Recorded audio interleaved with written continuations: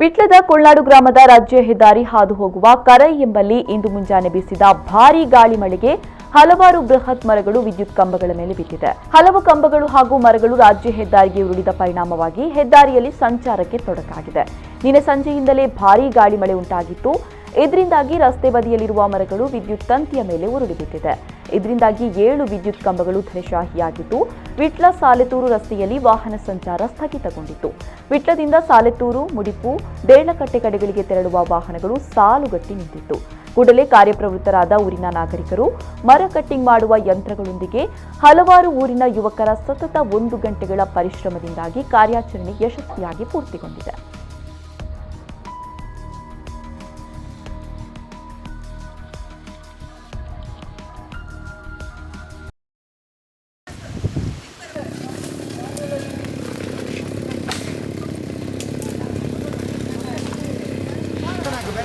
Aku ini pedakar.